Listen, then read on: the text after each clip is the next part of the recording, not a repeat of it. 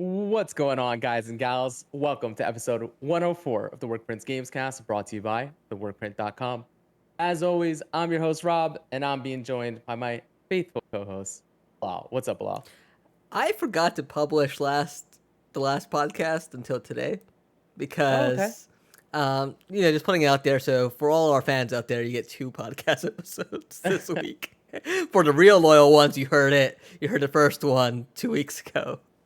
Just want to put it out there. I kind of messed up because my wife's like, "Let's watch TV," and I was like, "Yeah, it's doing its thing. It's merging all the files and whatnot." And I'll do this in the morning, and if I forget, Rob will text me and be like, "Hey, you forgot to put up the podcast." Yeah. Those Uh, people are like, man, they've been away for 7 weeks. yep. uh, Uh, and joining us on this week's episode is returning guest, NG. What's up, NG? What's up, guys? How are you guys doing? Good, good. I'm glad to have you on and have you talk about all your co-oping adventures in F1 with Bilal. Yep. And So many adventures. So many adventures. we just took the title championship. They say they've mm, never seen a better duo since Blades of Glory. yeah, Yeah. emphasis. In any sports, and that's what we dress up as we do our Mhm. F1 streams. hmm Just ice skating uniforms. Yeah, emphasis on the never seen since you still leaving them hanging. All right, we got a packed house today. Let's go ahead and get into what we've been playing. I'm excited to actually get to the news, so let's run through this kind of quick. Bilal, why don't you kick it off with what you've been playing? Yeah, so Nintendo's latest big release, Xenoblade Chronicles 3 from Monolith Soft, released early in August, and think of it like Final Fantasy, essentially. It's, while you do have your numbered entries, they're not really sequels to the games that came before. They're their own thing. They bring over certain elements. And I'm loving Xenoblade Chronicles 3. It is everything I wished 1 and 2 would kind of like improve on, and that's what it is. The story starts off with a bang right from the get-go about these two warring factions where they're fighting over the resource of life, because life kind of powers these giant mechanical machines that, so when you kill somebody, their life force gets sucked up into this machine, and in order to take in this resource, these factions are cloning individuals and that have a 10-year lifespan. And so they're grown into like their adolescence or like adulthood, and over those 10 years, they're trained to fight this war that they don't really know why they're fighting. All the characters are very unique. It doesn't fall into what Xenoblade Chronicles 2 did, which was like heavy anime tropes, anime Mhm. designs. It's very mature for what I was expecting coming out of Xenoblade Chronicles 2. Like early on, like you come in from like a war mission and everyone goes to like a steamed bat tent, and you're like, oh god, you know where this is going. It's gonna be fan service as hell. And no, it was actually very maturely handled in like type of conversation with everything going on there. The combat in that game continues in the fashion of playing like an MMO where your characters auto attack and you use your skilled abilities on the face button of the controller. Timing them, attack canceling with them can give you buffs. I was a bit worried at first because one of my complaints with Xenoblade Chronicles 1 and 2 was sometimes those battles do take long on normal, and that's why I dropped those games on easy to like speed things up. But by chapter 2 in this game, you get like a full 6-member party, and those battles go by much quicker. You're able to switch characters on the fly, so like if you feel like the computer's not controlling the AI really well, switch over to the healer, play as a healer for a bit, and mix things up. It's it's very good. I wasn't expecting a JRPG of this caliber, and I'm still in chapter 2, about 8 9 hours in. Haven't had as much time as I wished. It's just sitting there in the back of my mind for the last couple of weeks, but I've it is very good. I've heard nothing but good things about this game Yeah, to the point where like I'm super super tempted. The problem is it's I long. just it's long. They're Yeah, so long, man. I I I have to just say I that this game has done something to me. mhm, It's helped me mature. You know me, I have an impulse trigger where I'm like, mhm. well, there's all these games getting good reviews. Like I think Cult of the Lamb reviews dropped today, and that looks fantastic Yeah. based off the early word of mouth. And I'm like, I really want to play that. I should get that. And then I was like, no, put that wallet away. You have 100 hours ahead of you in Xenoblade Chronicles 3. Yeah. Let's finish what's on your plate. And so, you know, it stopped me from buying other games. So, like, I want to see where this goes and how it plays out. I will say, you know, even 9 hours in, there's new systems unlocking. It's still a little bit of tutorial of what's going on. But I think compared to Xenoblade 1 and 2, it does it at a good pace where it feels natural. Even with the story, it feels it feels natural how you're unlocking and learning these new systems. So it doesn't feel like it's overbearing all at once. How's it run? Great. I think pretty smooth 30 frames. You know, it would be nice if this thing could run on 60. I know people are, you know, there's stories out there about how people are just emulating it on PC and whatnot. But it, you know, for the handheld, it looks and runs a lot better than expected. It looks better on TV and docked, I'll say that much. You get a lot of anti-aliasing, like jagged edges in handheld, but it still runs and plays great. It's just not as clean as it is in docked. Oh man, am I gonna do this? I'm gonna end up playing this game. All right. Well, I mean, here, why don't we do this? Give me another week with this game. Hopefully, I can get another 20 hours into this. I spent a lot of the time I get to play is at night, and I ended up reading the manga for solo leveling, all 179 chapters in 6 days instead, because I just kind of got hooked. So I lost a lot of time there, but it was well worth it. So give me another week, and I'll give you my opinion on if this will truly be Game of the Year discussion. But coming out of the gates, it really grabbed me. Let me know, because the kids go back to school in like 2 weeks, so I actually get a decent amount of gaming time back, and so I might be able to fit this in. But listen, enough about JRPGs. NG, why don't you tell us what you've been playing lately? Well, I've also been playing a JRPG, a bit of a remake. However, like I mean, Final Fantasy VII has always been near and dear to my heart. So when it finally released on the PC, I picked it up, and so far I've been having. When it finally released on Steam, you picked it up. Yes, exactly. And I picked it up, and it's been awesome so far. But because it's been such a long time since I played the original, there's definitely some times where things happen, and I'm like, wait a second. I don't think this happened in the original story. So they've definitely changed it up where it keeps you kind of on your toes, even for like people that know the story or are well accustomed. They've done enough where it's keeping me on my toes. I will say though, the funniest thing that I would say is that originally I like to play JRPGs in their original language in Japanese, but then just certain voices of certain characters just didn't mesh well, and then I wound up going to English, and it's been so much better so far. Barrett with the Japanese voice, just didn't work for me, and but so far it's been great. I think the mechanics are great. Takes some getting used to, but the graphics just look absolutely phenomenal. Like absolutely phenomenal. And you're running this off of 3090 on top of that. Yep, I'm running it off a 3090 full 4K HDR on an 85-inch TV, so it just looks fantastic. I know you don't have this on this list, and I do wanna say thank you for doing the biggest chore in video game history. NG took it upon himself to play this one Gloomhaven mission for us. It took him 5-6 attempts because we were sick and tired of playing it, because there was a mechanic in it where you had to guide this NPC to the final room, to this altar, but that NPC would not move. Let's just say the computer AI is absolutely horrendous. It's a broken mission, and NG decided to do it himself. Oh yeah, I totally forgot about. But it was just it finally happened after 5 or 6 attempts, and I will say I'm not proud of it, but you know, sometimes it happens. I set the game to the easiest difficulty, and it still took me 5 or 6 tries.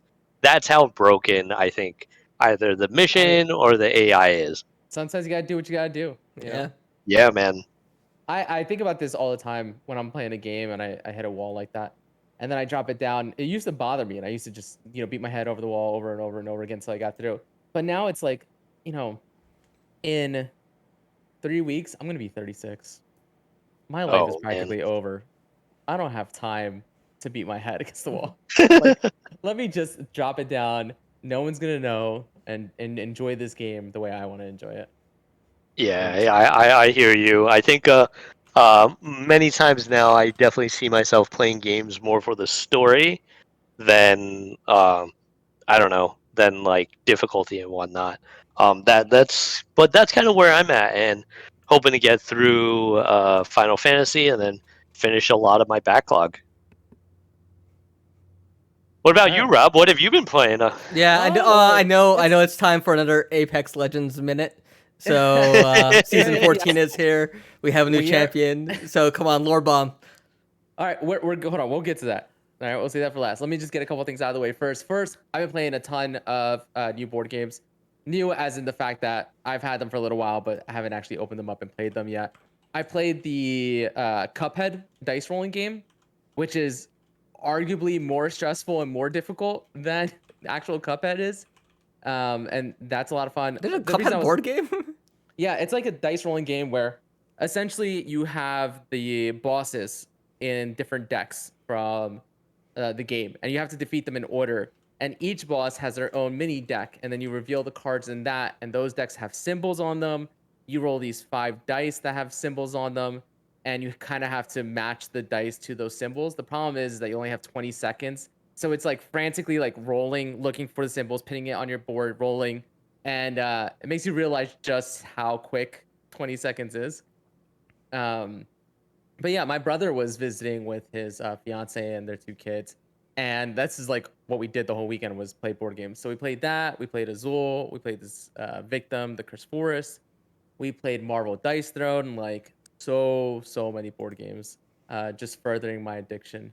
Also, heads up, if anybody wants to get into board games and or is already into board games, I just saw that Target re-upped on their stock, and they have a bunch of like highly rated games in their board game section right now. Like, what did I pick up from there the other day? Oh my god, this is gonna kill me that I'm not remembering. Right? Oh, Dune Emporium. I picked up Dune Emporium. I also saw that they had Azul there. They also Azul is have great. um, Living Forest might have been there. I can't remember what the other one was, but yeah, they have a ton re in stock. Azul is great. Played it for the first time. Uh, It's pretty too. it's super pretty. It's also Yeah. like really easy Yeah. to learn how to play. Like the mechanics of the game are not complex at all, and then all the complexity comes in the strategy, right? Yeah.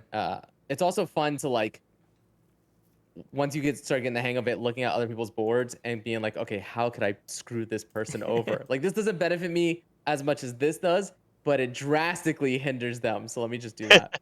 My Uh, nephew introduced it to me, and I was like, okay, I get the hang of this. Not too bad. And then he was already playing in strategy, and he's not gonna take it easy on me, even though it's my right, first of time course. playing. And then left a bad taste in my mouth. All that defeat from a child. Yeah, no, it was definitely a hit. And then also, um, I love Dice Throne, and it was the first time my brother had played. But we also played. It was the first time I got to play 2v2, and Dice Throne is awesome, especially like if you're into video games, because it's essentially a fighting game with dice. And then I've got Marvel Dice Throne, so we had a team up of Miles Morales and Thor against Black Panther and Scarlet Witch. Um, it's awesome. I highly recommend it. It feels like it's super well balanced too, because for the most part, every game and match I've ever played of Dice Throne has resulted in one person just barely winning by a couple hit points. And so I think Bilal is bringing up Yeah. some. You can actually see kind of what it looks like and how it's played. How easy? Like of these games you mentioned, like what's the Yeah, easiest to learn and set up? If you were to I think recommend. I think Dice Throne is super easy to learn and set up. Okay. 'Cause I think that's always the toughest thing when it comes to some of these board games where it's Yeah, want to introduce it, but I never opened it, and then you open it and you're like, okay, wait, I need 2 hours of peace and quiet to decipher all Yeah, this. so we played a game like that called Victim: The Cursed Forest. The problem with that one was it is kind of complex. I mean, it's actually not once you start playing it, but just sitting there and trying to read all of it, make sure we're doing everything right. And we still didn't do things right. I figured out later. And then Yeah. the other thing is that it's this Thai company that makes and designs this board game. And the localization from, Thai to English isn't the best. So there is some like issues with clarity. But Victim of Curse Force is very much, if you've ever played like Betrayal at House on the Hill, Mm-hmm. it is a horror game that starts cooperative and then turns into asymmetrical, with one person being the villain, and the other people being like survivors essentially. Um, we got absolutely worked, but again, it's because we were playing wrong, and a card that should have only lasted one round that was hindering us, we left it on the whole time, and so it was not a good look. But I mean, man, I love board games. I know. And I I need really I just want need a visit. I need to you come need to down. oh man. And NG as well. Like I mean, we used to set up Gloomhaven. I used to arrive an hour early just to set up. And Listen, you yeah, and Angie want to, if Malia allows it, you and Angie want to Malia would drive come. down She would come drive down. too. All right, bring the whole family. You guys want Yeah, to drive down and just play board games for a whole weekend? Like, that's basically what me and my brother and his family did, yeah. and it was awesome. I loved it. I think that sounds like an amazing weekend. We were I actually threw out PAX Unplugged to a couple of friends because that's in Philly Oh in yeah. December. Yeah. We actually I should follow up with everyone on that because that's the board game convention and like just go I for a day and I, w- enjoy it. I would absolutely go. All right, I I was think it's in Philly. yeah, Philly. if I Let's do Yeah, press that's fine. passes.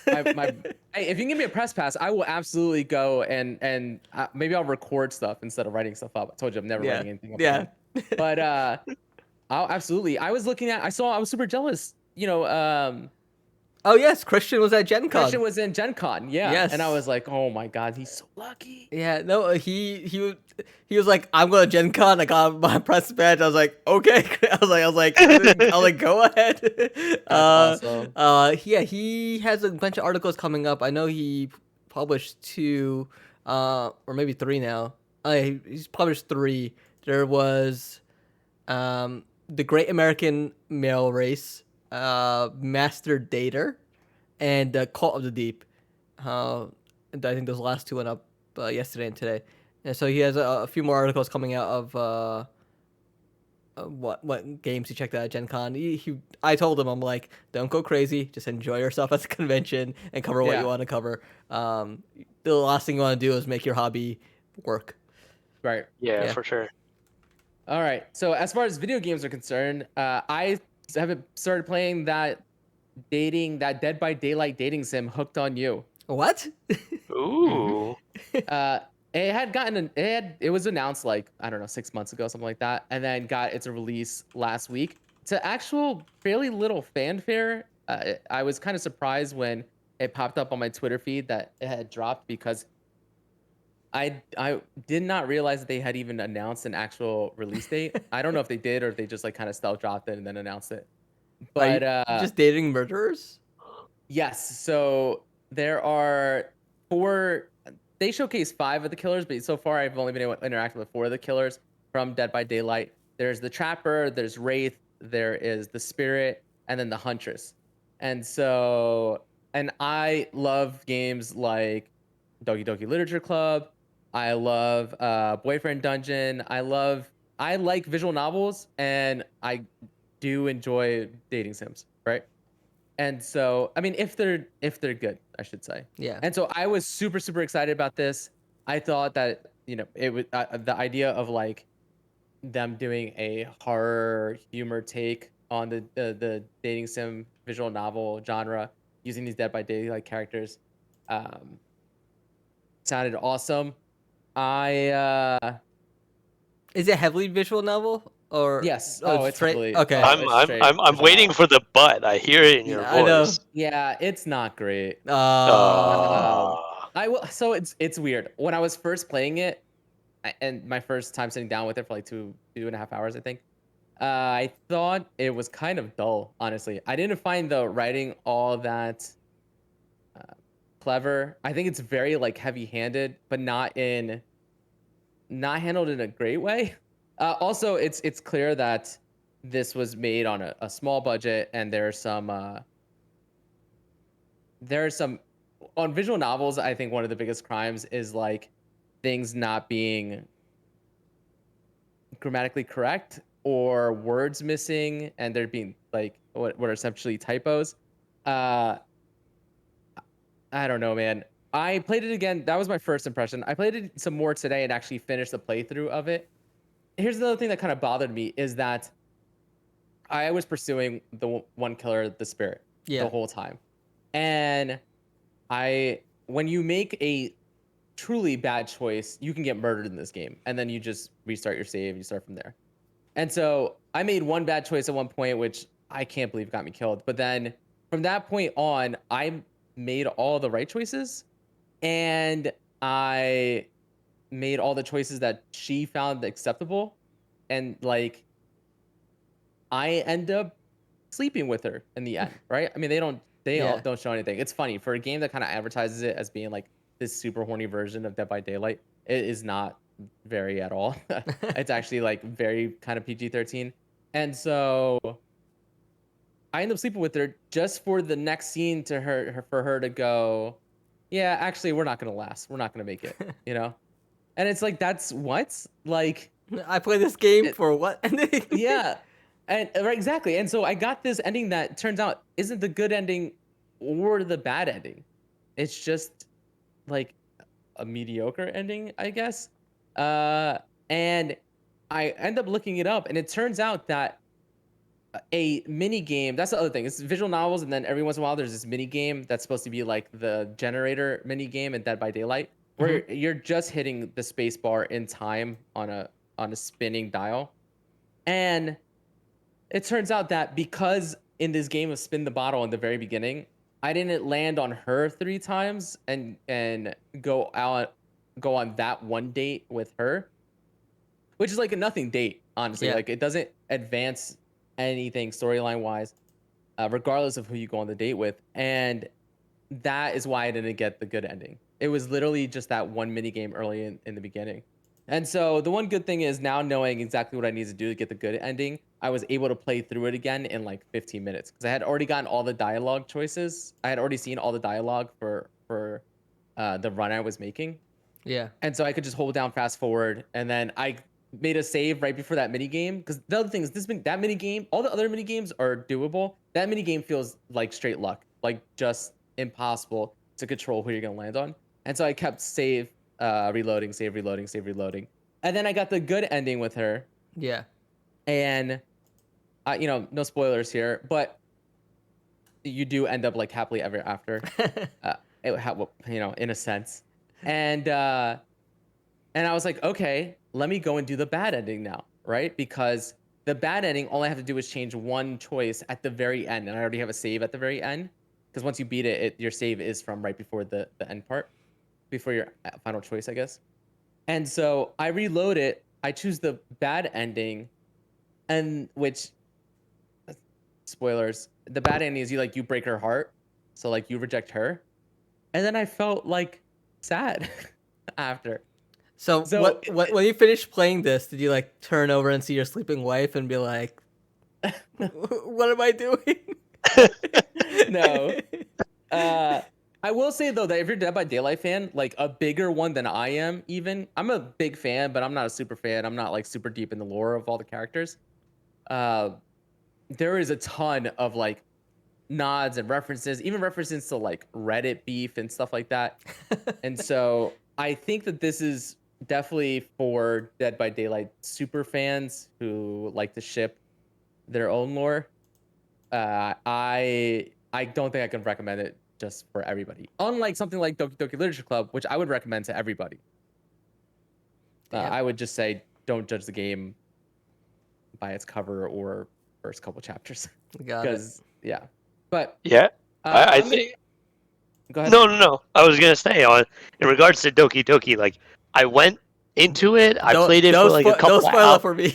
No. Okay. I played it for a couple hours, and I guess I just didn't get to the good part, and then wound up stopping. I feel like I just need to grind more until it gets good. I never got to when it got good, and I was just like, oh my god, what is going on? Yeah. Did you get so when you stopped, was it still a pure dating sim?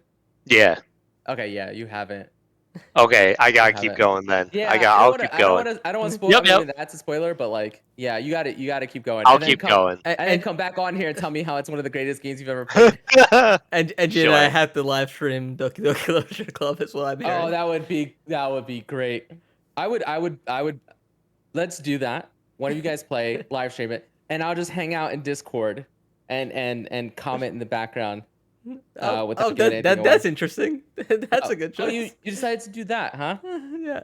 Yeah, No, but I'm down. listen. The reality is, I think I'm going to go back and play through, because that's the other thing about this, is it basically tells you that you have to play through this multiple times, and kind of, I think I'm gonna have to get the good and bad ending for every single one of the killers, and so each playthrough. For a game most part. you don't seem to be enjoying, you're really mean, putting a lot into this. Yeah, I just want to see. I just want to see how it, you know.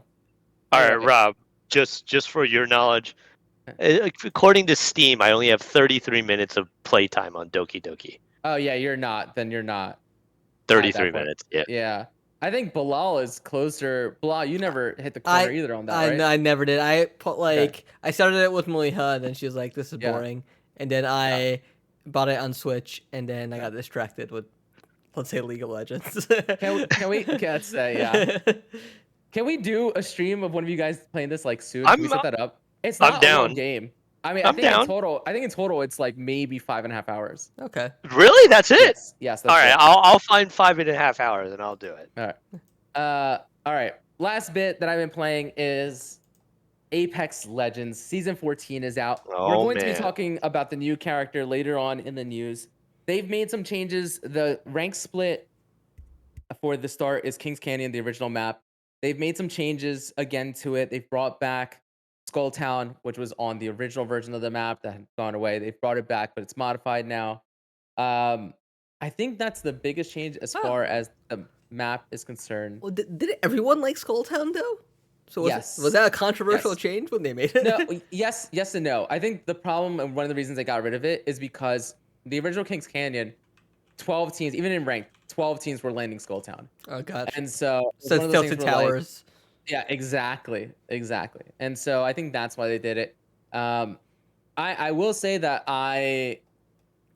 playing on Kings Canyon again, and it's been a while since I have, it makes me appreciate just how good they've gotten at map design, because I love that original map, and now playing it, I'm like, oh, I see why these newer maps are the way they are and why I enjoy them so much more. It's just like the idea of third parties is baked into how the other maps are designed, and they weren't into this map. And so this map is very much like, you start a fight, you finish the fight, get ready, because there's another team already at your door, you know? Yeah. This map just lends itself to that. One of the changes they did make, I will say that I am still getting used to, but I think is a good change, is they've made the first circle start to close in earlier. Okay. So you have to kind of loot much quicker, and you got to be careful taking fights on the outside. It also, not only does it start, or I can't remember if it starts sooner or if it starts later, but it closes much faster. But you have to start thinking about that, because you're trapped in the storm for much longer, and they've also made the storm hurt a little bit more, which is one of those things where last season you saw a lot of ranked players and even like pro teams, you've seen them hanging out in the storm for quite a while, just because you could in those first two circles and survive, and now that is much less viable. I ended season 13, because of life, because of vacations and COVID, and then catching up on work, stuff like that. Age. I had fallen off age. I had fallen off on like the second half of season 13, and then finally hopped on with some friends just for like the last 2 days, and I just went off. I mean, I had at one point won 7 consecutive ranked matches between 2 days. back to back to back to back to back to back to back. And so that just, I mean, gave me the itch again, and where I'm back to. I played yesterday with the first day of this season 14. I'm back to like, this is the game I'm going to be playing all day, any day, I um, and I think the crazy every thing I day. saw today was I think they tweeted out on Steam they hit 500,000 concurrent player. I think it was concurrent players. I think that was a stat, and that's 100,000 increase over last season. So it's like this game is growing, and it's getting absolutely huge and insane. Yeah, I mean, they do a great job of adding new Yeah. content, bringing in a ton of events. They've been better as far as the skins that they've released. I still think they could take that extra step. And I hate to say this because you see it in so many other games, but some actual licensed like IP crossovers instead of skins that are just inspired by um, certain IPs and pop culture. I think that would go a long way. Yeah. They do a great job also of balancing legends and changing up the meta. And so far, I am really enjoying Does it feel this season. significant? Does it feel significant season to season? I would say yes. Mostly because, like I said, the balancing of characters goes a long way. Like last season, you saw everybody playing a Valkyrie. There was a Valkyrie on every single team, Mm-hmm. and because they brought her down a little and nerfed her a little bit, you're seeing more variety. And so even that, seeing variety in Legends being played, lends itself to feeling different. Also, yeah, the new POIs that they introduced in the map, the way they change up the weapons, like they nerfed hipfire across the board and introduced a new hop up for pistols and SMGs, which is a laser sight to make hipfire more accurate that way. And that is changing up the meta a little bit as well. You're not seeing as many people rocking like sniper R301 because the R301 you could use at mid range and you could hip fire and it was deadly accurate at hip firing. And so yeah, I think it really does feel different season to season. I think the biggest problem is that because of skill-based matchmaking and Apex, I can tell you that it's awesome and it's so much fun and you should play, but you Not with shouldn't play you. with me, Yeah. right? Because the skill gap is going not and I'm not even, I'm a diamond player at best, I mean, I think I'm a masters, but I'm a I'm gonna say diamond. it anyway. No, but what I'm I'm saying a is measly little blood diamond. there are still people who are much, much better than me. So I'm not even in the Yeah. top echelon. But like getting your bearings and learning the map and learning all the different characters, it's very much, and we're gonna talk about fighting games a lot today. It's very much like a fighting game, right? Is part of it is or MOBA. Is part of it is not just knowing your character's kit, but also knowing the enemies that you're up against and knowing what to expect and getting into how they would utilize that character against you. And so yeah, no, I'm having an absolute blast so far. That's awesome. Um, and that wraps up what we've been playing. Let's go ahead and get into the news. First off, let's talk about EVO. EVO was this past weekend. For those that know the what is the full name? Evolution Fighting Championship. Yeah, EVO Evolution Fighting Championship. Yeah, Right. is an annual fighting game tournament where you have usually the biggest and most popular games at the time um, being played in what casino is it? Is it MGM over there? Anyway, Mandalay Bay. Mandalay Bay. Yeah. It's been going on since 1996, and Mhm. the cool thing about this year is that the past 2 years, because of COVID, they've moved to online, and now in 2022, it was the first time back with Mhm. in person play, And, which was a Mhm. great thing for the scene. I mean, and I it think really. PlayStation also purchased the rights to the Yes. tournament. And from Yes. what I've seen and just like general reactions, it seems the production values and just like the way the show's been handled has been a vast improvement, having like a Yeah. big sponsor behind it. I will say that like it being back on land and it being in person is how it's meant to be.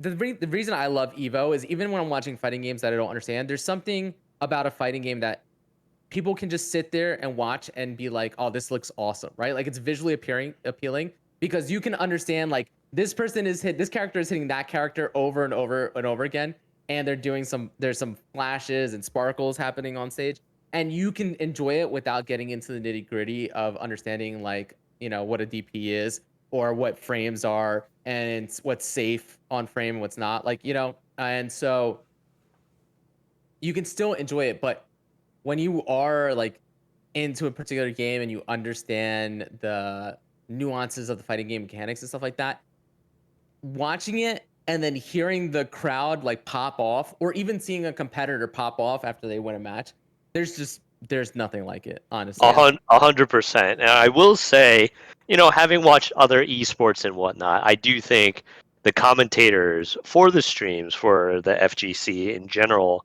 are definitely some of the best. Like, while exactly to your point, you might not know all the lingo, all the things they're doing, I do think they dissect it down in a way that, just gets you hyped. And definitely with those pop off moments, I think the FGC is definitely one of those esports that it's very unique to esports. I never watched like a league match and watched a pop off after a win, whereas I can think of so many EVO moments, right? From EVO moment 37 to 2019 Goichi versus Sonic Fox in DBZ Fighters to Pakistan coming to the EVO for the first time ever. Like, just so many iconic moments within the FGC I and EVO. Yeah, and I mean, I think the best way to like describe it, because I'm not big into fighting games. I've never really been, but like I think the best way to describe it is like when the FIFA World Cup comes around, even people in the U.S. that don't normally typically watch football, right. they pick For a sure. team, they choose USA, and like you get caught up in it, and you're like, there are those moments in those games, even if it's not your team, like you pick up on it and you just have a blast. And that Angie, like you messaged me, you're like this Tekken final is absolutely insane, and you start talking about Street Fighter. And I was like, okay, I'm like at my in-laws, let me just throw this up on my phone. And I was sitting there and I was watching it, instantly hooked, for both Tekken and for Street Fighter. And it was insane because like you see, I think Tekken was earlier, but Yes. like, and when I was watching, I think it was the grand finals was Khan versus Ni Yes. in the Tekken final, and like Han was running away with it. Like he had this momentum, and he had one slip up, just Yep. one, and that The was all mental it took. game. It was all it took for Knee to come back, win that round, and it just snowballed. And like the rounds are so quickly, like you finish one round, you jump right into the next, and so there's no like, hey, I need a moment to like breathe, recollect my thoughts and emotions. No, it's just like you lose that momentum, you lose that like advantage you have, and it's over. And and the same thing happens sort of in Street Fighter as well. And it's just like a roller coaster of emotions and plays. You're like, yes, no, yes, no. I was like Pakistan, my country. only to be left disappointed at the end. Yeah. But Uh, Evo was just absolutely insane. I think some of the bigger games that were there. I would say let's start off kind of Evo with the side tournament hosted by Warner Brothers with Multiverses, $100,000 prize pool to start, and I think this is probably the first time it's ever Seriously. been on any tournament whatsoever. And so far it was super interesting. It's a super cool game so far. And the thing that caught my eye the most were that, obviously people haven't been able to play the game yet.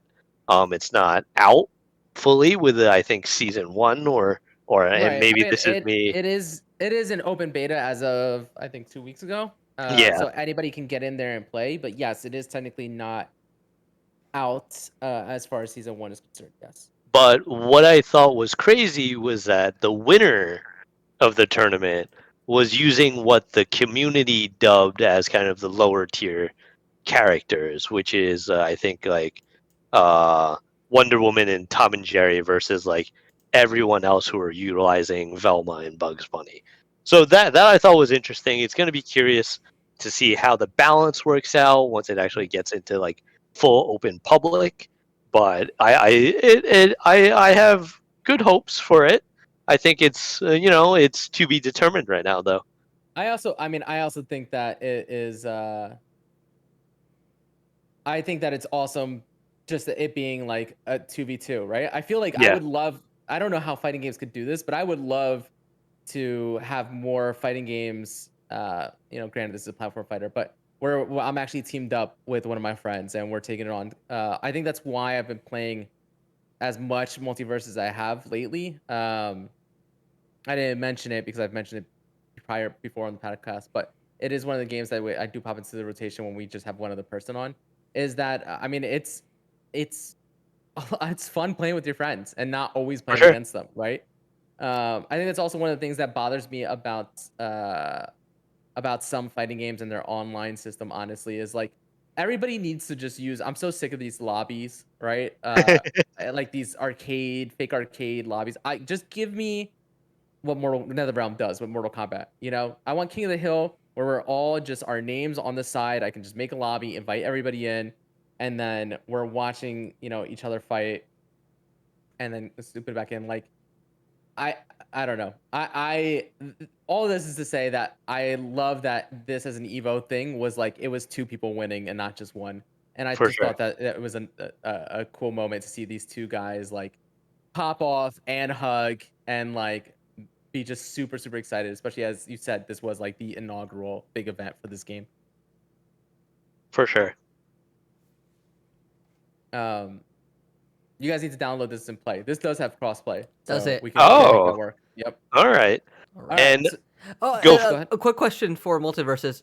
Right now, Yes. I know season one's going to bring a battle pass, but like, is it just in the open beta right There now? Is there a battle pass? Is like, there is what's a the?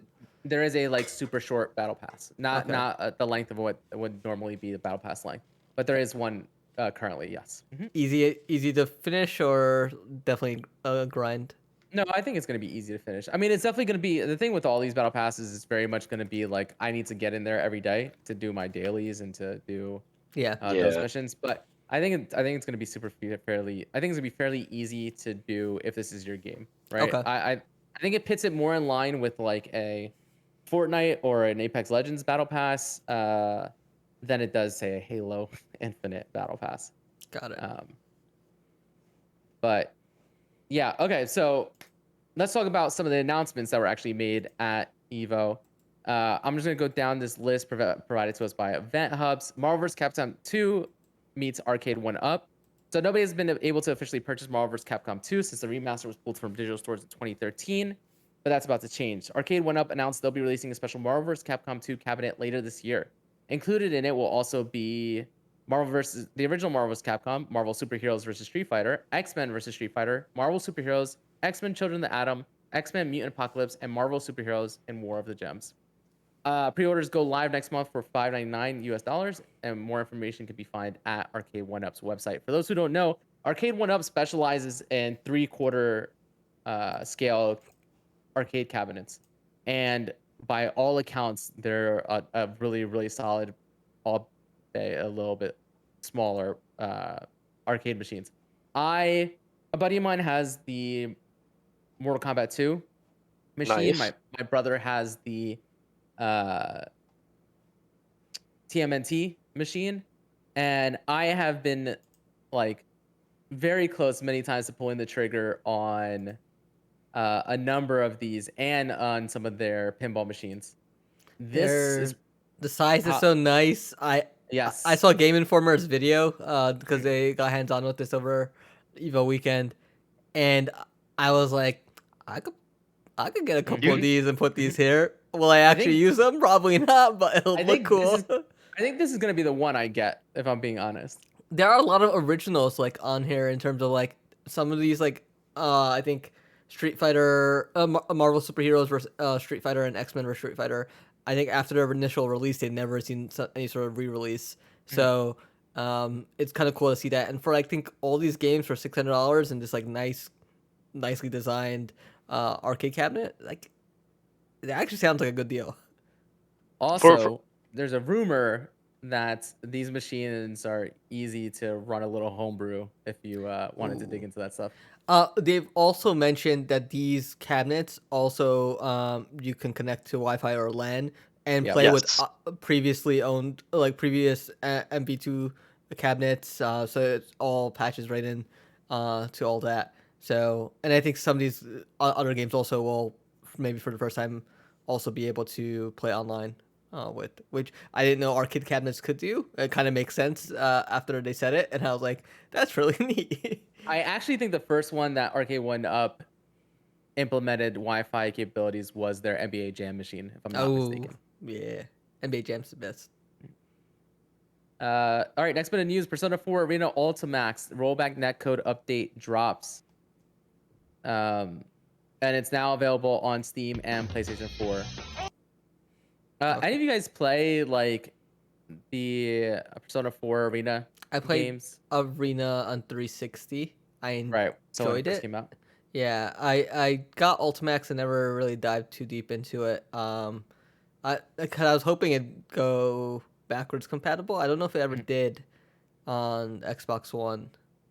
So Uh, NG, are you a Street Fighter or anime fighter or like another realm fighter when it comes I'm to? I'm definitely more Street Fighter. I've Mhm, dabbled in Anime Fighters and MVC too, mhm, but Anime Fighters and MVC two, maybe it's because I'm old and I don't have the reactions. mhm, There's just a lot going on the screen that takes. I just can't keep up. Like especially like MVC two. As much as I think a bunch of my friends played it, I couldn't with the assist, air jumps, all that stuff, and Yeah, even with the Dragon air Ball jumps Fighters, is what yeah, gets me. those always really got me. So Mhm. I've normally typically Street Fighter. I do like Tekken as well. Those are probably the two that I follow and watch the most, even on EVO. What about you, Bilal? I think Street Fighter and Tekken have always been the two that I played the most growing up. But I've never. It was more like, hey, let's just pick random characters and have a good time. I did mess with some Soul Calibur in high school, but that never stuck. Hmm, Yeah. hmm. I will say though, while I don't play them, oh my god, I would totally. I've watched DBZ fighters on Evo. I'll watch it all day, and like I understand it, but can I execute it? No way. I can't execute the combos. I can't do it. Have you played Yeah. DPC Fighters? Cause I have. I didn't think it was that difficult to execute. I mean, at high level Well, play maybe, but I mean, at no, my level of play, I'm like I'm doing cool shit. yeah. So that is the thing about DB fighters is that it has auto combos in it, right? And Yeah. Yes. so you will get some level of combo. Obviously, he's talking about some of the stuff that you saw on Evo with assists and resets and stuff like that. But Reflex, yeah, all that yeah, stuff. Knowing when to burst, yeah, etc. yep. Like Uh, I'm not there Yeah, I mean, I'm trash at Dragon Ball Fighters, but I do enjoy playing it. And so for that's the sure. thing for me. We talked about this during the pre-show. Is that like the only one I've ever been more than half decent at was Killer Instinct when it released on the Xbox One, and part of that is because of how good the training system is and the tutorial is in that and the advanced tutorial. Um, but I mean, I literally the amount of fighting games that I have purchased over the past few years versus how much time I've put into them is honestly sickening. Um, but because I love all of them, but I just don't stick with them. And part of it is Yeah, because, I don't, those aren't the type of games my friends groups usually get into. Actually, the games that usually last the longest are the Mortal Kombat, the NetherRealm games. Um, that one sticks with us for usually like a month or so. But yeah, man. I This is mean, what I love. This is part of the reason why I love Evo is I watch Evo and I'm like, all right, I'm gonna start playing Strive again. I'm gonna play some yup. more Dragon Ball Fighters. Like, let's go. DBC Fighters, according to Steam, I've logged 3.5 hours, and I'm even very surprised about this. Street Fighter Five, I have logged 33.4 hours Mm, on all right. Street Fighter. So But it I definitely mean, tells you where your priorities are. but yeah, Uh, like keep going. yeah. No, I was just going to the next bit of news. So Umbral Core trailer was launched. The indie fighting game Umbral Core was first unveiled earlier this summer, and developers released a teaser trailer for the upcoming title to show off the early gameplay and talk about some details. This dark and atmospheric fighter will release an open alpha later this year, as well as a Kickstarter to help them reach their full vision. I'm this close to deleting Kickstarter off of my phone because Yeah, it's dangerous. it is. Oh, it is. Especially for board games, man. It's just like it is very, very dangerous. I was with my brother the other day, and he's like, "Oh, how many projects do you have back that still haven't like been sent to you?" And I was like, "Oh, like not that many." And it's many. It is many. your wife gives you the side eye from across the room. Like it's the one thing she's like 1, 2. Okay, so real quick side tangent. This is how bad my board game hobby has become. My daughter's birthday party was this past Saturday. That's why my brother was Oh in town. no. No. Her birthday party was this past Saturday, and then she had a friend's birthday party the next day. So we went to Target Sunday morning to go buy another gift for the person whose party it was, and it's me and my daughter, and my brother. He came with us. I told you that I had that information about Target restocking, and it's because I went in there, stared at the aisle for a while, only walked out with Dune Imperium. All right. I got home expecting my wife to be upstairs, so I came in through the bottom floor, and she's just standing there, and she looks at me, and she goes, "I'm going to have to cut you off." Oh no. And so I made a promise that I wouldn't buy any more until close to Christmas time. And then, unbeknownst to me, I was asked later in the day to take my daughter back to Target so she could spend some of her birthday money and gift cards that she got. And I basically went to Target, told her to not get lost in the toy aisles, which are right next to the board game aisles, and then just stared at the board games, telling myself I cannot buy any of these. I cannot buy any of these. Your daughter comes home with the box, the Gloomhaven box. Like, So oh, mommy, daddy made me buy this.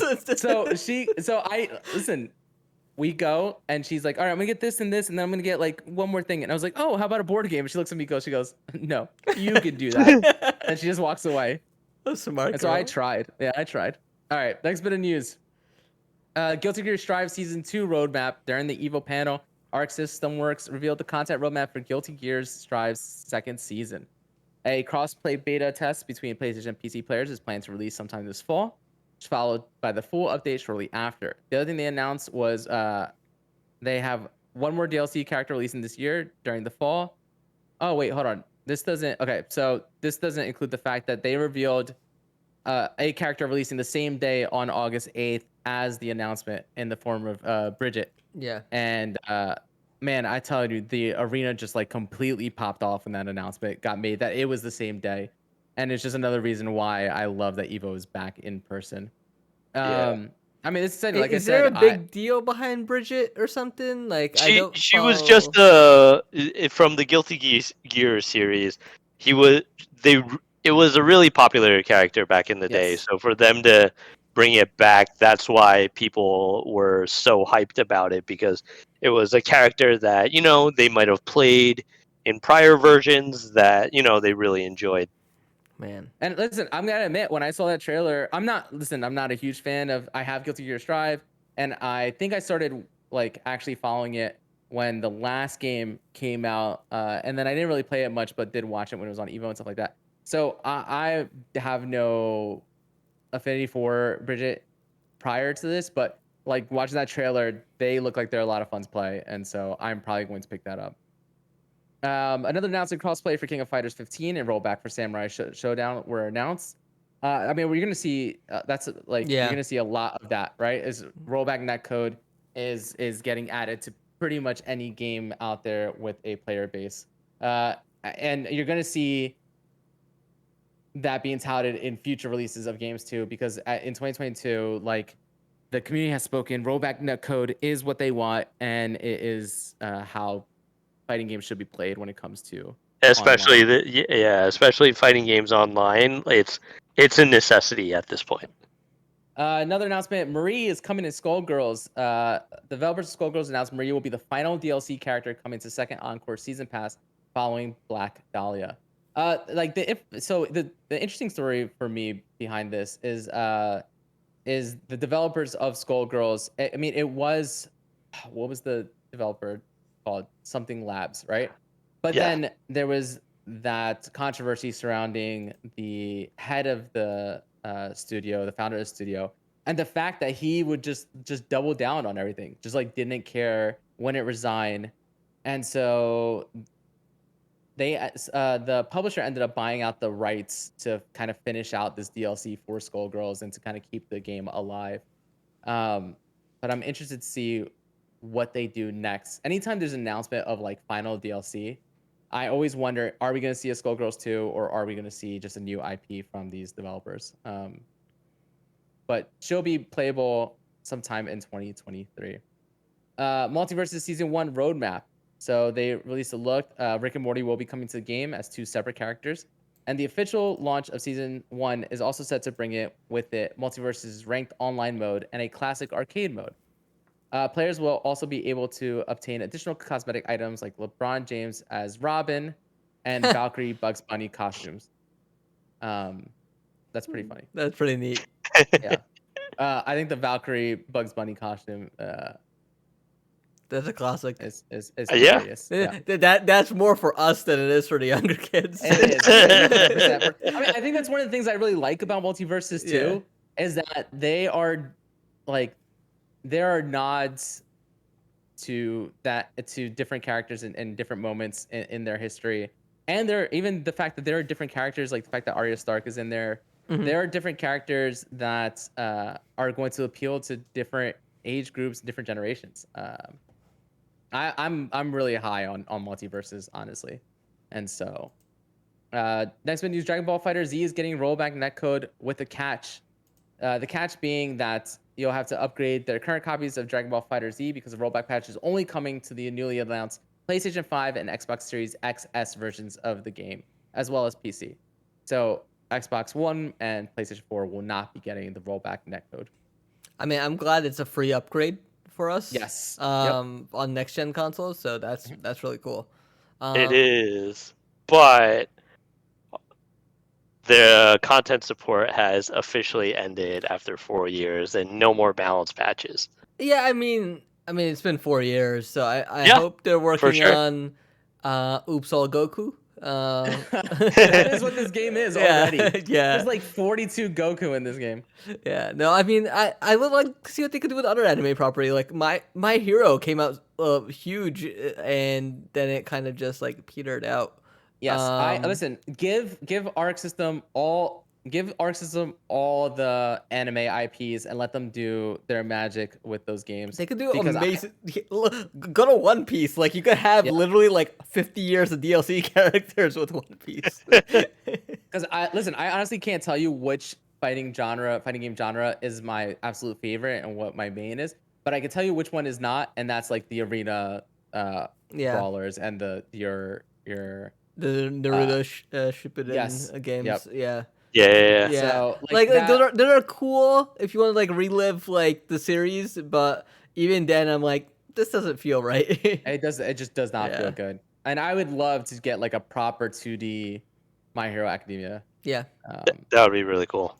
Oh, speaking of which, Dragon Ball related, I got the closed beta for that Dead by Daylight Dragon Ball game, and I just did not have time to get it. Man, I should have forwarded it to you. You should have. That thing looks awful. Yeah.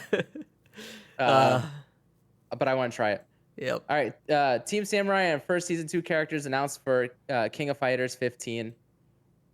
And so the first 2 characters season 2 were also revealed to be Shingo Yabuki plus Kim Kapwan, and they'll be releasing earlier in 2023.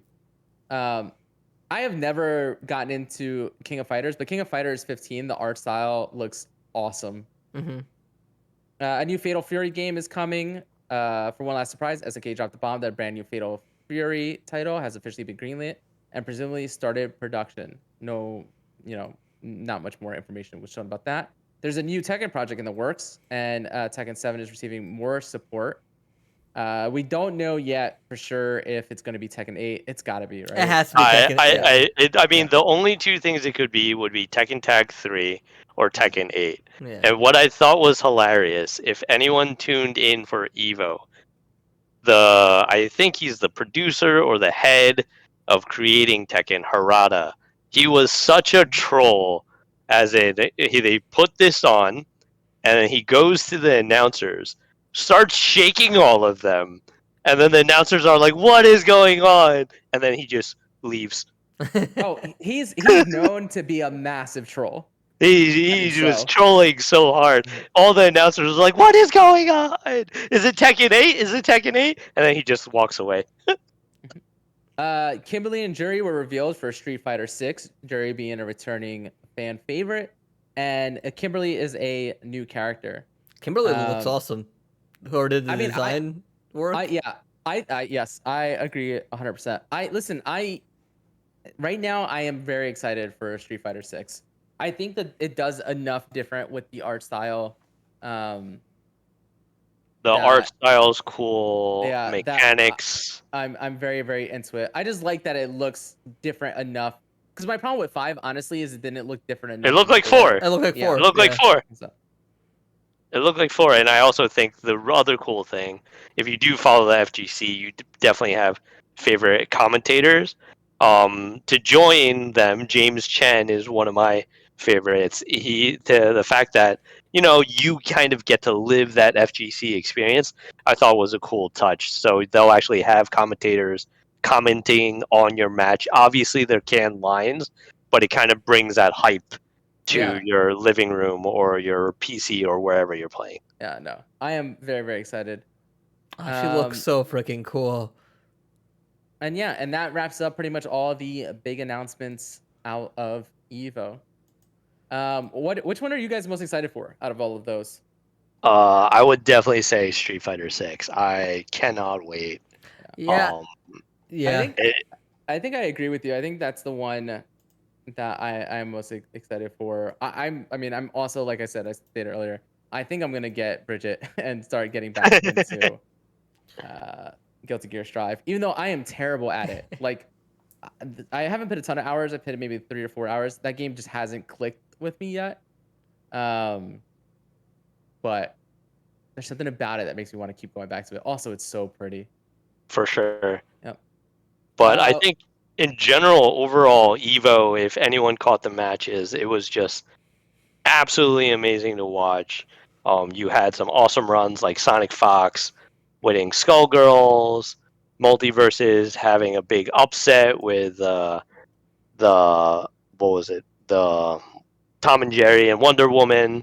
Didn't really follow MK or DBZ, but Tekken and EVO. Tekken, all of a sudden, Pakistan on the map, a region no one even ever thought of to be in the FGC until 2019 when this no-name boy, Arslan, comes from Pakistan, wins EVO Japan, and then proceeds to win EVO US that same year. It was absolutely amazing.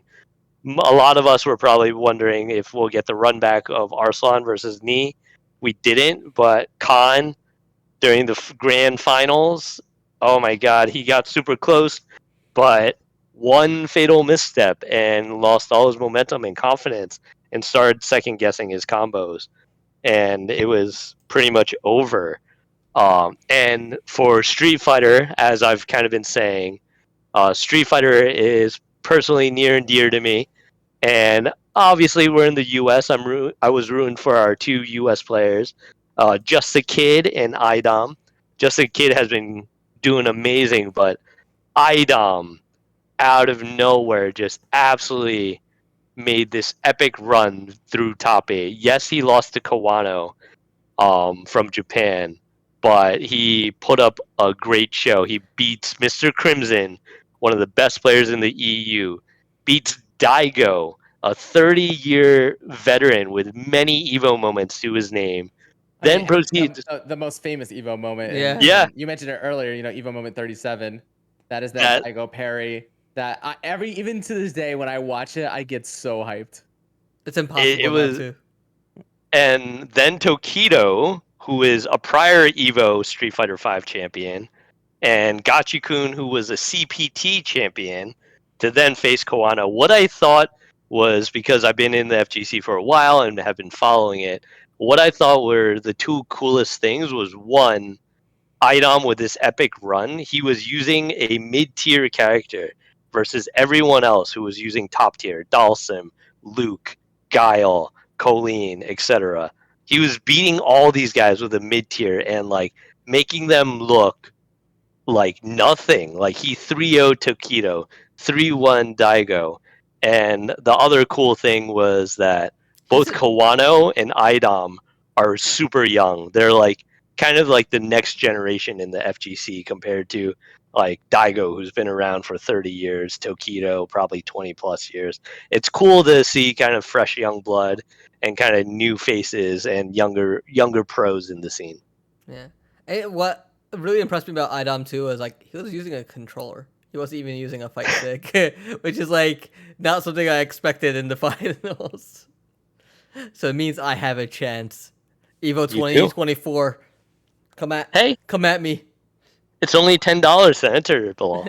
Is it really? Yeah, I mean, Yeah. listen, I've already talked about this before. I am going to We're gonna send Rob. I'm gonna go at some point. No, we're gonna enter you into a contest, Rob. Just a tournament. You choose one game. All right, and the last bit of news, if you want to call it, what last moment we want to talk about from Evo, is we do have to talk about this Cell Yell that happened. What Edgy, is you wanna this? Let, you wanna want me to play this? Yeah, just go ahead and play it. So when DBZ first came out, the Cell Yell was kind of iconic, and it's just one of those that the community can get into and participate in. It's one of those things that they did. But what I think what caught everyone's attention is that I don't know who, they skipped the intro, and to kind of make sure that the community gets to be a part of it and whatnot, they remade the match just so they could have this moment. And you hear it, they're like, oh no, why? And then immediate rematch just to redo the intro scene. And if you hear it, it just feels so hype when everyone starts yelling from the Yeah. intro. So one of the things is one of the reasons they had skipped it in the first place was because the tournament was already running late, and it was, I think at this point it was like 1 o'clock in the morning, 1:30, something like that. Yeah. And so the crowd was fading a little bit, even though it's still a massive crowd there. So the energy levels were low. And they're watching Dragon Ball Fighters, and for the most part, nobody had picked Cell as a lead-off character on their team, and that's the only way to get the Cell Yell. And then finally it happens this late at night, and then as you stated, yeah, they skip over it. And good on them for going back. And then the crowd just erupts and loses their mind. Man, like I said, I'm going. I want to go so bad. I'll meet you there. All right. Speaking of, we mentioned multiverses earlier, but it looks like that the season 1 has been delayed to an unspecified later date. It was originally announced for August 9th launch, but they had to push it back a little bit farther, which is fine. I mean, if that's what it takes to get it out in working condition. I think that the game so far, I haven't seen any major issues and is running really, really well. I also think it's smart to kind of build off of any momentum they might have gotten from the attention at EVO this weekend For sure. by making sure that this is in the best state it could possibly be. Yeah. I mean, you mentioned it was like a classic arcade mode and ranked. So if they're, Yep. you want to make sure all that's running smoothly and people don't feel like they're wasting their time. All right. Now, finally, out of EVO news, let's go ahead and run through these as fast as we can. So, Square Enix Tactics Ogres Remake is finally official. RPG Tactics Ogre Let Us Cling Together is coming to Nintendo Switch, PlayStation 4, PlayStation 5, and Windows PC this November. The announcement confirms months of leaks and sneak peeks at the game titled Tactics Ogre Reborn that will bring the Super NES era classic to modern platforms. So that's the name of the remake being released. I do not care about this. You guys care? I do. I like the tile-based strategy games. Invading the Final Fantasy I'm Tactics. indifferent. I'm Yeah. shopping for a pair of shoes right now. That's all right. Foreshadowing the next story. Pokemon's shoe collaboration with Clark's is full of delightful details. I had not seen these until just now. Do I have to buy a pair of Clark's? I love Clarks. They're Clarks are so comfortable. comfortable. Yeah. They're so comfortable. And then I see Pikachu on it, and I'm like, ah, fuck. So the newest Pokemon collaboration, at least where shoes are concerned, is with the long-running brand Clark's. The Clark's collaboration puts Pikachu theming on the brand's iconic Wallaby shoe, and it's available now. The Wallabies come in 2 fun colorways. There's black for the more low-key among us, though there's still a vibrant Pokeball on the back, or a cheery yellow for those who want to celebrate their favorite electric-type Pokemon. Both pairs have a very cool embossed print of Pikachu in different poses all over the suede uppers. If it wasn't for the fact that all I ever wear are sneakers, I would potentially grab a pair of these. I want to see if I I just don't know can buy these yellow ones these. would match with. Yeah, I want to buy the black ones and see if I can pull them off at a wedding. I bet Oh, you could. I was gonna go for the yellow. How I just much don't know hard what I is would it? match it with. What am I gonna wear where it's not sticking out like a sore thumb? For sure, for sure. Oh, It's they very have tough to a match. they have a third one on the site that's coming soon. Wait, what? Yeah, this is. Oh yeah, that one is more like that one's more low key with Yeah. just the yellow Pikachu. Still kind of nice though. Let's All see. right. Oh my god, Next- these are expensive. $180. Yes, they are. I don't know if I'd say. I think that's about right. That's 3 video games, Rob. Yeah, let's not talk about shoes and how much they cost. Next bit of news: Apex Legends' new character Vantage is a sniper with an affinity for heights. So I mentioned earlier that we would get to this part. With every season comes the release of a new legend. So here's your little bit of lore dump. So the only reason that Vantage is in the Apex games is because she's trying to bring attention to the imprisonment of her mother, who she believes has been wrongfully imprisoned. However, if you watched any of the lore videos leading up to this release, her mother was on a prison transport ship that crash landed on this deserted planet, or it's implied that it's a deserted planet. And so she was raised. Vantage herself was raised in the wilderness. It's very much like you guys ever watch Hana on Amazon Yes. Prime? It's very much kind of like that, right? Where this being taught how to survive, and so she ends up exploring a little bit farther than she should, gets herself kind of in some trouble and is hurt.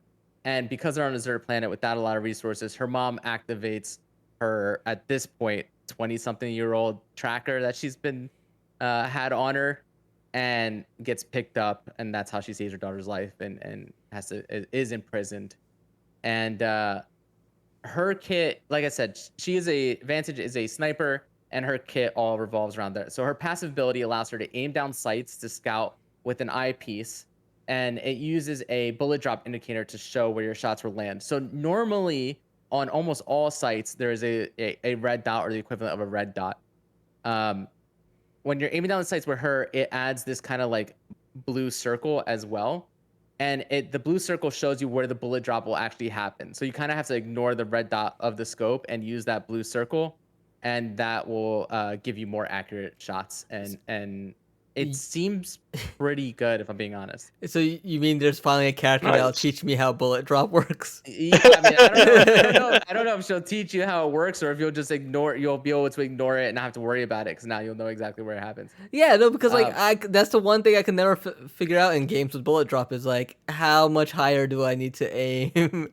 Yeah, But it also depends on distance. Yeah, right, but like it's hard to tell. I don't know how people figure it out.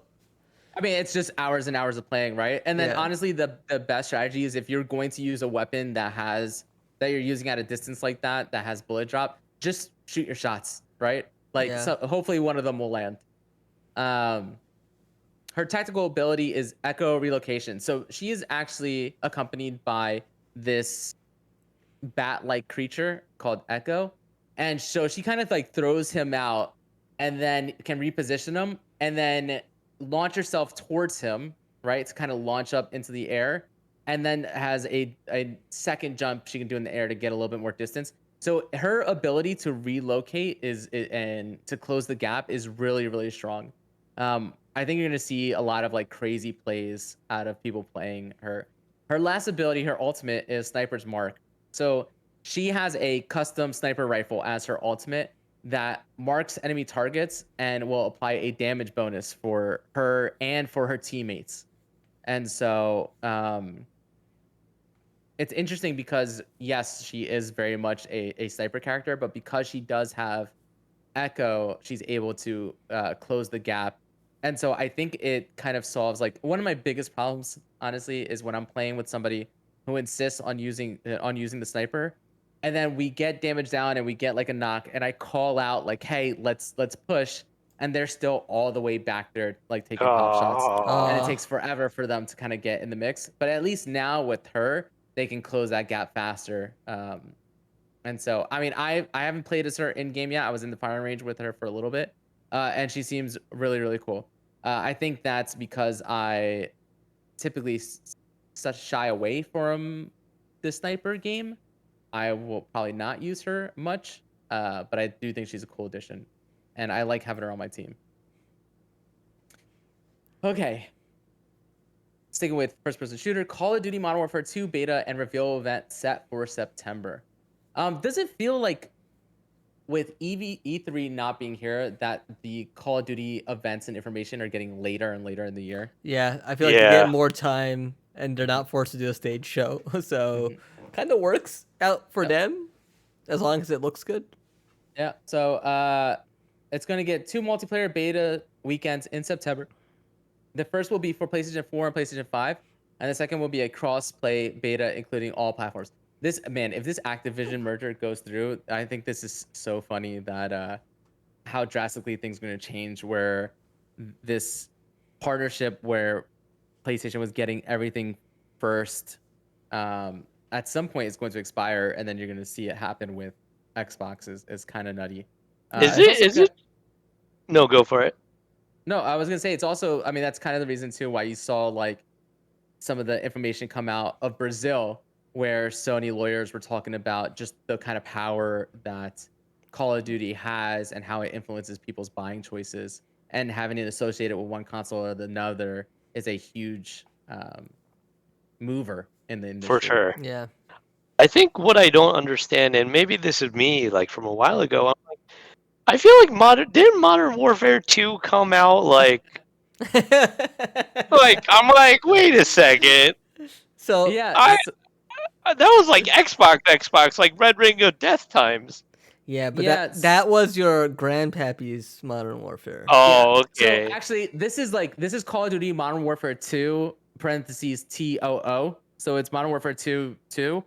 Oh, Uh, and so yeah, because they did it. What was it? 2019 is when they released I think so. the Call of Duty Modern Warfare, where they brought the Modern Warfare name back, but didn't add anything else to it. Just kind of rebooted with similar characters. It's not like it's like a soft reboot, right? Because they're not retelling the story. I don't even think they're changing up some of the history.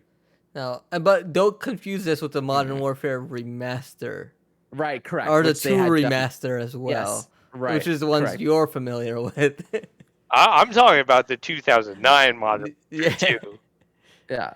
Yeah, no, they just were like, hey, those titles sold well. Let's take those names and confuse people even more. I mean, and not for nothing, the Modern Warfare from a few years ago, or whatever, was very good. And so I am kind of excited to um, I see feel this like I in played action. that. And, They had a battle royale, didn't they? Or am I thinking about something else? Maybe something oh gosh, else. no. They Warzone started. Warzone. Warzone Yes. started with the Modern Warfare. When Modern Warfare Oh, came out, yeah. Warzone came out after that. And then Warzone has added stuff from the 3 games that released in between. And Gotcha. so Yeah. yeah, well, with this also was coming Warzone 2, built on a modified version of the engine that is supposed to be able to scale up better. And so This also sounds like it might be the last Call of Duty game a lot of people buy at retail price, unless this doesn't come to Game Pass. right, no, yeah. No, I 100%. It's also, I think they've already announced that like there is no plan for a a Call of Duty title, traditional Call of Duty title in 2023. Mm-hmm. And so, I mean, there's rumors as to, them releasing some sort of premium. They've already said they're going to release some sort of premium content. It's just not going to be a brand new Call of Duty. And so there's rumors as to what that premium content will be and whether or not it'll be the long rumored zombie standalone game. Boo. All right, next bit of news. This one is a bummer. Ah. Ugh. Marvel's Midnight Suns gets delayed. Now has a staggered platform release. The game expected in October was delayed once again. The exact launch window is within the 2023 fiscal year, which means it will be released before March 31st, 2023, at least on some consoles. So the title will launch later this fiscal year on Windows PC, Series X and S, and PlayStation 5. The Xbox One, PlayStation 4, and Nintendo Switch versions will follow at a later date. I don't know, man. I get it, but like this is what, like the third time, the second time it's been delayed. Like, Yeah. Yeah. that just I don't. hurts. It's a bummer because I was really excited about this being one of the fall games that I play. And 2023 is already so packed. Like the Yep. first quarter is insane. Yep. All right. Next bit of news: Sonic the Hedgehog 3 movie has been confirmed and will arrive on December 20th, 2024. Everybody here see the second Sonic the Hedgehog movie? Hell yeah. What, Angie, have you seen the Sonic movies? I haven't even seen the first one. Oh my Oh, man. god. They Pa- are better you my Paramount Plus account. You have it. Watch them. They're Okay. great. They're great. They're a good time. they're better than they have any right to be. Absolutely. To the point where like, all right, cool. I'm glad that they're doing a Yeah. third one. I'll be we still there. don't- I'll be yeah, there we in still theater. don't- We still don't know if Jim Carrey will be reprising his role, but even if they don't bring him back, I think I'm good to go. Like, I mean, like he has to, right? Like, well, he he said says, he's, yeah, he's semi-retired, Yeah. and so but like Dr. Robotnik is like a main character in Sonic. yeah, he's. Ugh. I hope he comes There's back to be like, I'm done with the trilogy, or Yeah. he's like a teaser, be like, I'm back for the fourth and final. there's a teaser as to where they're gonna go with Mhm. the next Sonic movie. I don't want to spoil it here because obviously we have somebody who hasn't watched them, and I wouldn't want to spoil the great lore of the Sonic the Hedgehog movies. But Yeah, they've got it locked and loaded. I think in they can terms do of what's it with- coming. yeah, I think they could do it without bringing him back. I Yeah. think they'll be fine. All right. The PlayStation Plus library keeps getting bigger and keeps forgetting the classics. That's all I So- want. Coming to Sony's Games on Demand service starting August 16th is Bugsnax, Dead by Daylight, Ghost Recon Wildlands, Metro Exodus, Monopoly Madness, Monopoly Plus, Trials of Mana, Yakuza Kiwami 2, Yakuza 0, and Uno. And I believe they announced that all the mainline Yakuza games are going to be coming to Over the course of the next year. PlayStation Plus at some point. Yep. Yeah. Where are the classics, man? Like that's the biggest thing. They're like, we're bringing back our classics. Right. I mean, that's why you want the top tier, right? Yeah. Is that you want access to the classics? Like I want to play those PS1, PS2 games. Like, I think it's funny. I think it's just weird. I think because they don't release their titles day and date, like their first party titles day and date. I just don't care about the upgraded PlayStation Plus. Because I do have Game Pass, right? Yeah. I do have Game Pass. I have a Game Pass Ultimate. I've already been getting these games. I'm getting a lot of the same games they're announcing here. I've already gotten, or I will be getting through Game Pass. And I have them on my Xbox and oftentimes on my PC as well, with cross saves and cross progression and stuff like that. And so, I think the only thing that would differentiate it and would make it appealing is the classic library. And yeah, I don't know. There seem to be taking a page out of like Nintendo's book, I where it's want, like, hey, we have yeah, all these great games. Let's just not release them, and maybe just find a different way to charge for them. I want to play some Tomba. You know, where's my Mhm. Tomba? My Tomba, let's play. I would love to play some PlayStation 2 era Space Jam. I loved that game. Even though I'm sure it's not a good game by today's standards, I loved that game. Yeah. All right, let's move on. We got a couple of announcement streams.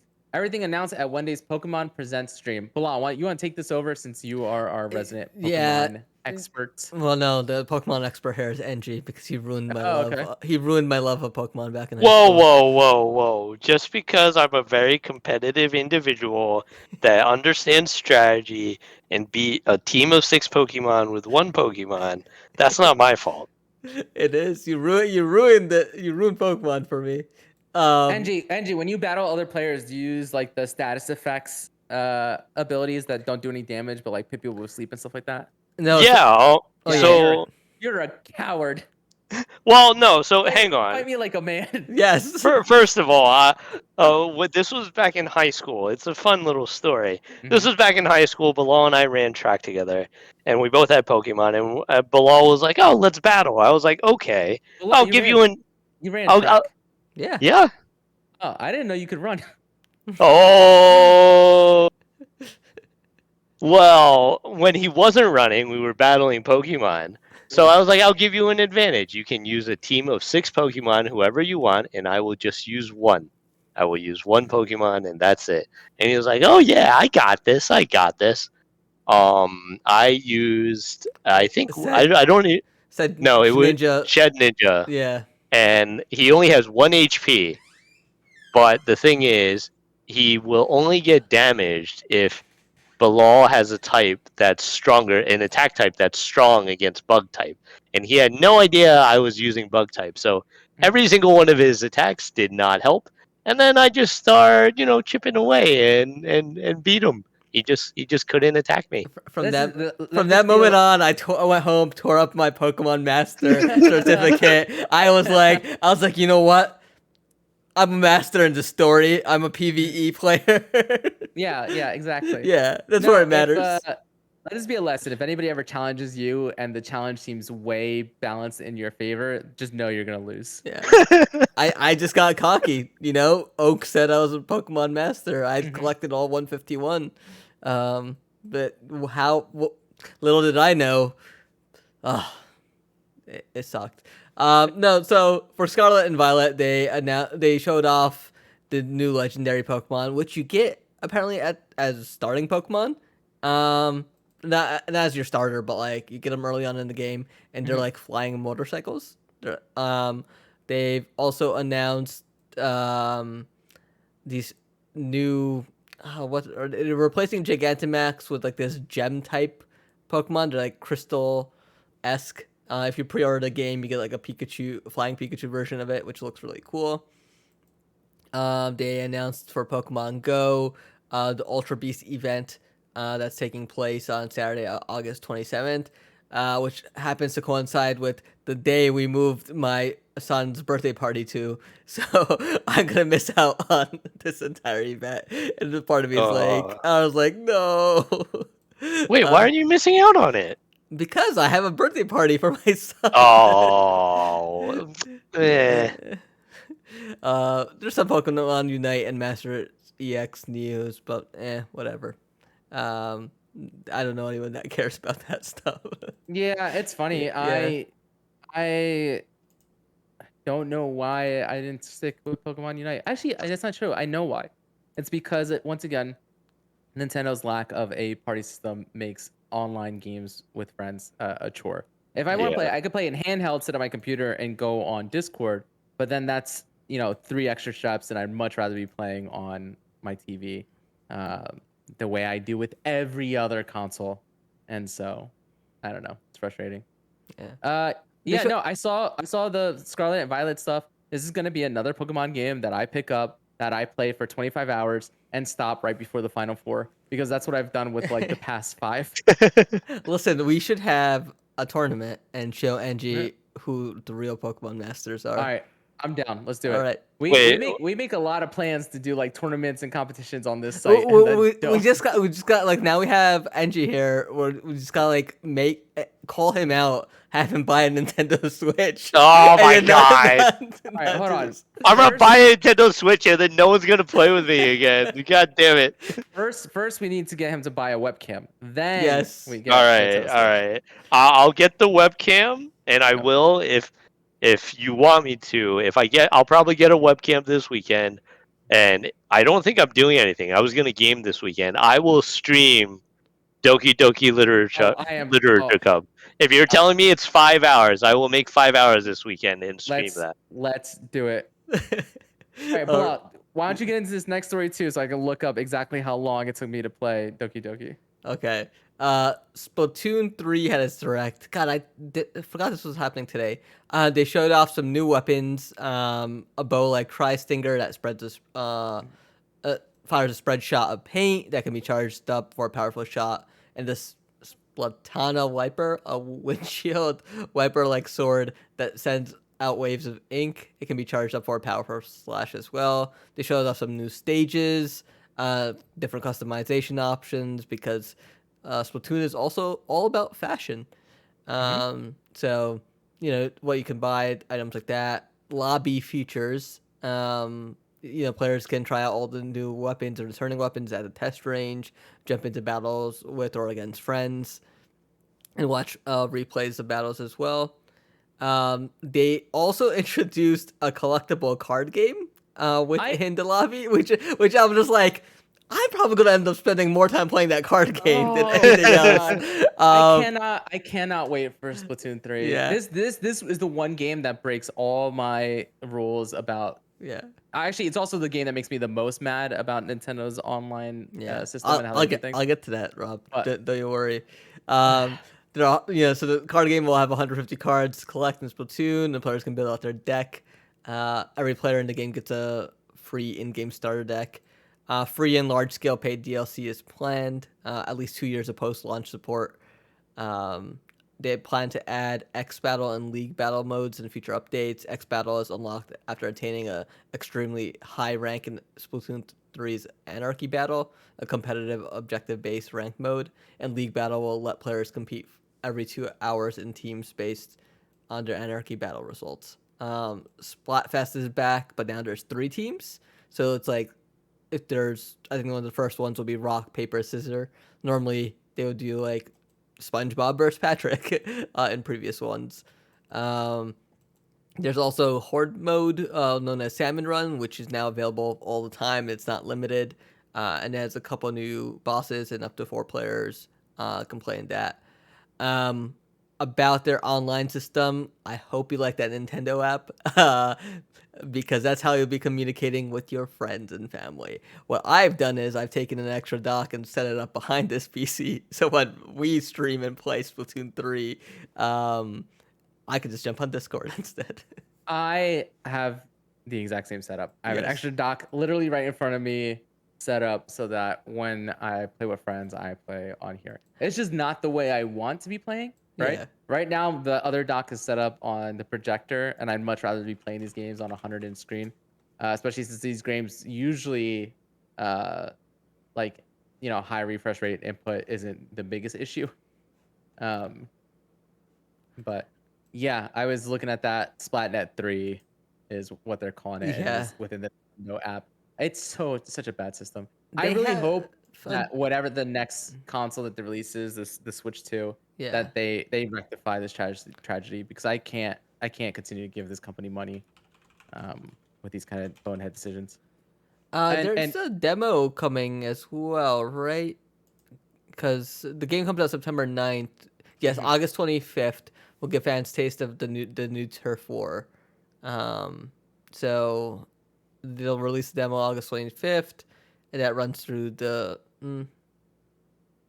and then the event for Splatfest starts on the 27th and runs from 9 a.m. to 9 p.m. Huh. I mean, it's cool. I'm excited that check this out. Yeah. I had fun with 2, but yeah, the online system needs a little bit of better work. I think it just kills the legs on it. Yeah. I'm just not gonna stick with it because of that, and it's unfortunate because I really like those games. I think it's an awesome concept. I think they control really well. I think they're a lot of fun. And NG, just to get back to it, Steam says that it took me 3.5 hours to beat that game. Oh, yeah, Yeah. done. Yep. I'm already googling webcams right now. Seems like the Logitech C922 seems pretty good. You should check if your GoPro can be used as a webcam as well. I have an older one, and I Um, need to do like a lot of shit to make it work, and Yeah. I'm like, I don't know if it's worth it. I think I have the GoPro Hero 5. Okay. Yeah. Yeah. Yes. And yeah, we can talk about webcams after the podcast because I have a lot Yeah. of opinions and thoughts on them. Okay. But and that wraps up the news. Bilal, why don't you let people know where they can follow you, where they can follow the site? You guys can follow The Workprint over at theworkprint.com and find us on social medias on Facebook, Twitter, Instagram. Do a quick search for The Workprint. We stream live usually Wednesday nights for the podcast over at twitch.tv/theworkprint. And you can find our podcast as well on all your favorite podcast feeds. Look up The Workprint as well there, and you'll find us in our giant feed, which includes the Gamescast as well as TV reviews and other interviews we've done across the site. If you head over to theworkprint.com, you can find, as previously mentioned, a lot of great stories from Gen Con about board games, what we do in the Shadow reviews. We just had a game review from Simon Wang about Tokoyo, the Tower of Perpetuity, that he reviewed. So that's up on the site. And we also have Josh Spear doing reviews for Who Do You Think You Are, which is a show about celebrities looking into their ancestry and trying to learn more about themselves. Got a lot of great content going up on the site, so be sure to check that out. To hear my thoughts on Xenoblade Chronicles 3 and Rob's reactions of closing a trunk on my head, you can find me on Twitter at Bilal_Mian. Rob, how about you? Actually, NG, what about you? Where can people follow you if they wanted to stalk you? No, sorry, stay up to date with what's going on with you. I'm mainly active on Instagram at _EENGEE. All right, That's and it. as for me, you can find me across all social media and all console platforms at SunnyVice20, SUNNYVICE20. And as I stated before, the kids are going back to school in a couple weeks, and that will free up some time. We're gonna get some day streams up in here, and hopefully, I can. Like I said, I need to put this board game habit to some use and start making some videos. I might do some, how to plays and tutorial videos and stuff like that, or maybe just some gameplay videos. I just got to figure out the actual setup for it, but hopefully that'll be coming soon. But yeah, thank you guys. Angie, thank you so much for joining us this week. Thank you for having me. Bilal, thank you for taking time out of your busy schedule. No problem. Bilal, give me a reminder. You're out of town soon-ish? No, I am all in town for Okay. the foreseeable future. Okay. All right. Yeah. Cool. So we should be back to our regular scheduled program every week going forward. All right. And thank you to everyone who popped into the live stream, everybody who's listening after, and got the joy of listening to 2 episodes back to back In the same week. Oh, yeah. Until next time, Bye-bye. bye-bye. Bye.